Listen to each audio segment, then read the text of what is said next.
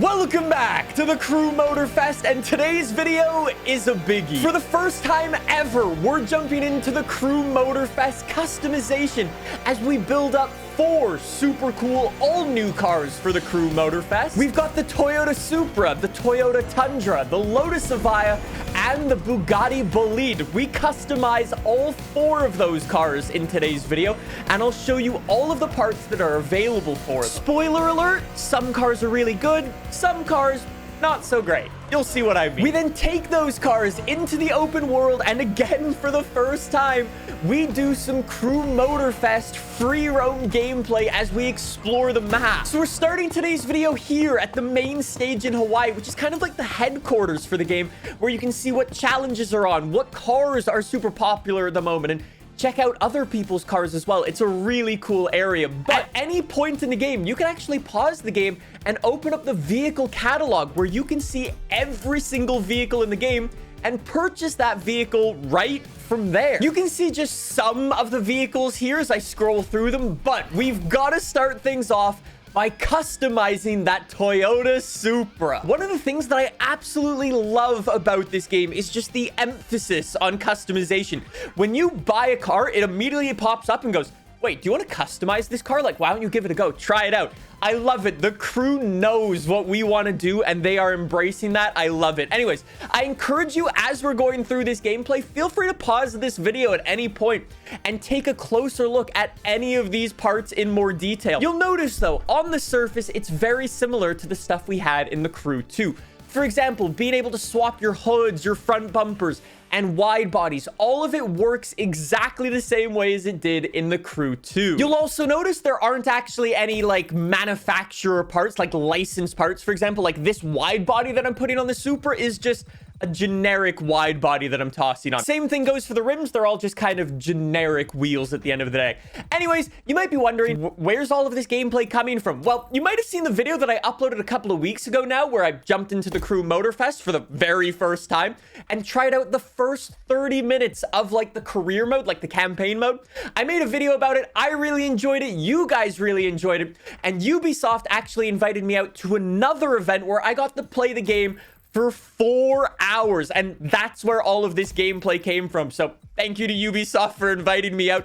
I've got a whole bunch of gameplay, and I can answer all of your questions about the game now. So if you guys have any questions about the game, feel free to leave those in the comment section down below, and I'll do my best to either answer them myself or get some of those answers for you guys directly from the developers. Anyways, though, let's just get back to this Supra, because this thing looks awesome.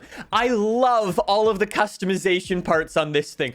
From being able to swap out those rear taillights, swap on massive exhaust, and you probably saw it earlier on, but when we were messing around with the hood, there's straight up a Fast and Furious hood in there. It's not branded or anything like that, but you know it's from Fast and Furious. Before we actually jump into the Supra, though, we need to figure out where we're actually gonna drive it. So here is your first look at the Crew Motorfest map.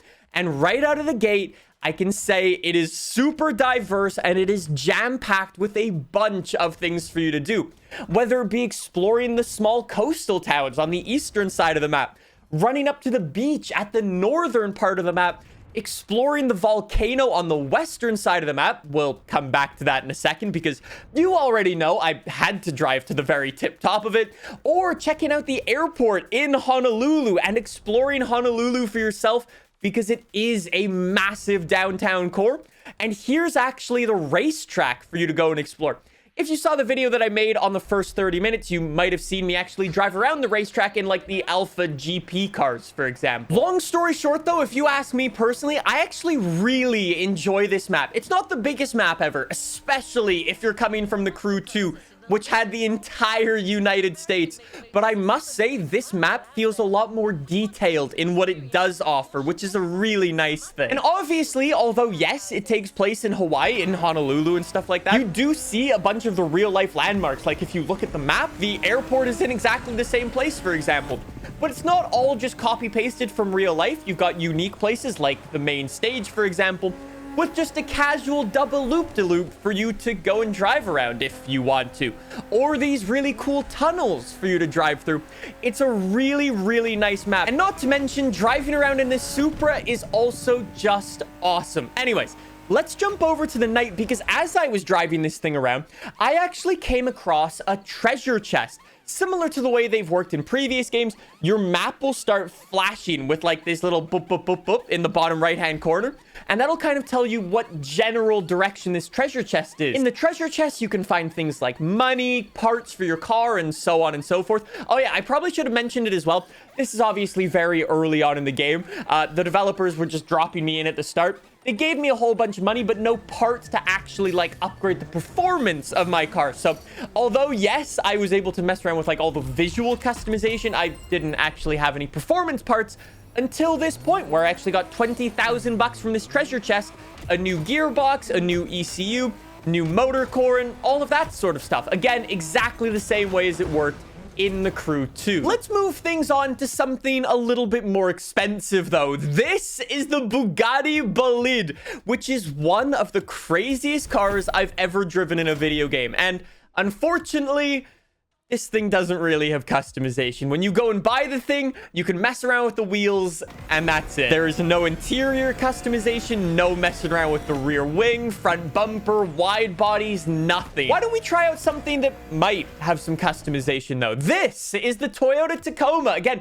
Toyota's never been in the Crew 2, so let's give this a go. So I was super excited to jump in the customization, and then yeah, so there's no customization for the Toyota Tundra, which is really unfortunate. Side note, I actually jumped into the Ford Bronco as well, like the one you see at the very beginning of the game, and that thing also had very limited customization. The only thing that you could mess around with it was just the wheels and the caliper color, and that was it. You know when you see the Ford Bronco with like the tube doors and the roof missing and all of that sort of stuff?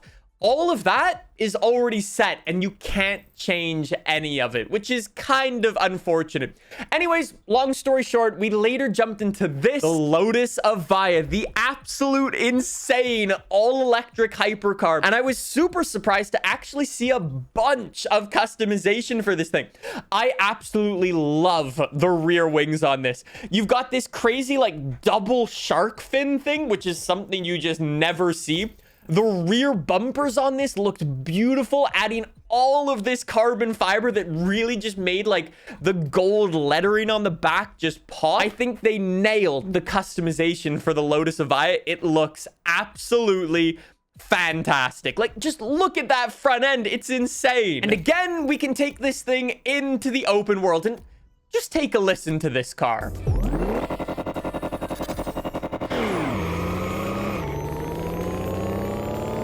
How ridiculous is that noise? This thing is so fast. I literally couldn't control the thing and drove off-road, and then eventually made it back to this road here and went to explore some of the twisty roads. That's one of the other things that you can find in this game.